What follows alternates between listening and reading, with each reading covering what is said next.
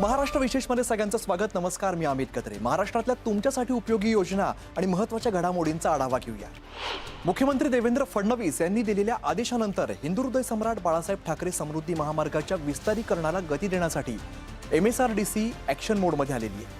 नागपूर चंद्रपूर, नागपूर गोंदिया आणि भंडारा गडचिरोली या 3 विस्तारित महामार्गांच्या बांधकामासाठी फेब्रुवारी अखेरपर्यंत निविदा प्रक्रिया राबवण्याचा निर्णय घेण्यात आला आहे.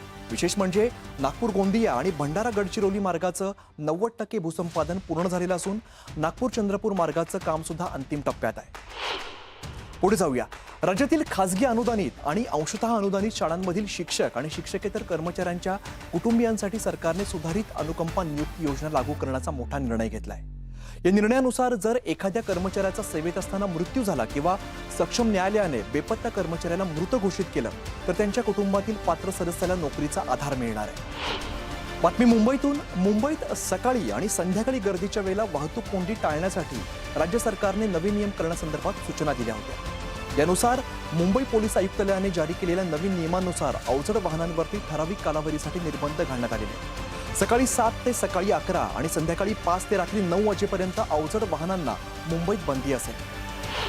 पुढे जाऊया. नवी मुंबई आंतरराष्ट्रीय विमानतळावरून परदेशवारी लवकरच सुरू होणार अशी माहिती राज्य सरकारकडून देण्यात आली होती. मुख्यमंत्री देवेंद्र फडणवीसांनी कामाचा आढावा घेतला आणि त्यानुसार आता येत्या जून महिन्यापासून या विमानतळावरून अधिकृतपणे आंतरराष्ट्रीय विमानसेवा सुरू होणार आहे.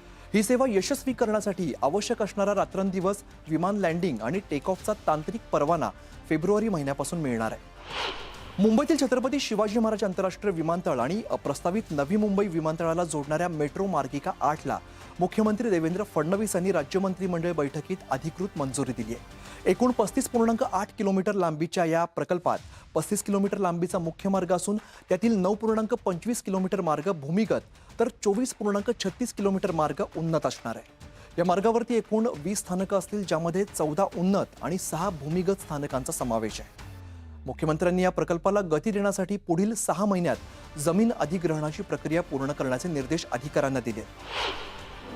जवळपास 3 वेगवेगळ्या मेट्रो मार्गांची इंटरसेक्शन याचं होईल आणि मोठ्या प्रमाणात जो रहदारीचा भाग आहे त्या भागाला ही मेट्रो कव्हर करेल. जवळपास 18,000 कोटी रुपयाचं याचं एकूण एस्टिमेशन आहे. कोकणवासियांसाठी महत्त्वाची बातमी. कोकणात जाणाऱ्या प्रवाशांची वाढती गर्दी लक्षात घेता राज्य सरकारने दादर सावंतवाडी एक्सप्रेस संदर्भात एक महत्त्वपूर्ण निर्णय घेतलाय. सध्या 18 डब्यांसह धावणारी दादर सावंतवाडी एक्सप्रेस आता 22 डब्यांची करण्यात येणार आहे. कोकण रेल्वे मार्गावरती मुंबईहून जाणाऱ्या प्रवाशांची संख्या ही नेहमीच जास्त असते आणि विशेषतः सण उत्सवांच्या काळात जागा मिळवण्यासाठी मोठी कसरत करावी लागते. मात्र निर्णयामुळे ट्रेनची प्रवासी क्षमता वाढणार असून कोकणात जाण्यासाठी वेटिंग लिस्टमध्ये असणाऱ्या शेकडो प्रवाशांना कन्फर्म तिकीट मिळणं सोपं होईल. पुढे जाऊया. रस्ता सुरक्षेबाबत जनजागृती करण्यासाठी ठाणे पोलीस आयुक्तालयातर्फे ट्रॅफिक कार्निव्हल या विशेष उपक्रमाचं उपमुख्यमंत्री एकनाथ शिंदे यांच्या हस्ते शानदार उद्घाटन करण्यात आलं. या कार्निव्हलमध्ये शालेय विद्यार्थ्यांनी रस्ता सुरक्षेवरती आधारित चित्र आणि नाविन्यपूर्ण प्रकल्पांचं सादरीकरण केलं. तसंच भविष्यातील प्रदूषणमुक्त प्रवासासाठी EV वाहनांचे विशेष प्रदर्शन भरवण्यात आलं होतं. सुनेत्रा पवार यांनी उपमुख्यमंत्री पदाची शपथ घेतली. त्यांच्या रूपाने महाराष्ट्राला राज्याच्या पहिल्या महिला उपमुख्यमंत्री लाभल्यात. राज्याचे राज्यपाल आचार्य देवव्रत यांनी त्यांना गोपनीयतेची शपथ दिली. मुख्यमंत्री देवेंद्र फडणवीस आणि उपमुख्यमंत्री एकनाथ शिंदे यांच्यासह राष्ट्रवादी काँग्रेसच्या पदाधिकाऱ्यांच्या उपस्थितीत हा सोहळा पार पडला. शपथविधीनंतर सुनेत्रा पवार यांच्याकडे राज्य उत्पादन शुल्क, क्रीडा, युवा आणि अल्पसंख्याक विकास खात्याची जबाबदारी सोपवण्यात आली आहे. राज्य शासनाकडून ड्रंक अँड ड्राईव्ह विरोधात कडक भूमिका घेण्यात आलेली आहे. मुंबईतील रस्ते सुरक्षित करण्यासाठी वाहतूक पोलिसांनी गेल्या वर्षभरात ड्रंक अँड ड्राईव्ह विरोधात विशेष मोहीम राबवून कडक कारवाई केली आहे. या धडक कारवाईमध्ये पोलिसांनी एकूण 3,228 मद्यपी चालकांवरती गुन्हे दाखल केलेले असून त्यापैकी 2,025 चालकांचे परवाने हे रद्द करण्यात आलेले आहेत. पोलिसांनी स्पष्ट केलंय की अशा प्रकारे गुन्हे दाखल झाल्यामुळे संबंधित चालकांचं नाव पोलीस रेकॉर्डवरती आलंय.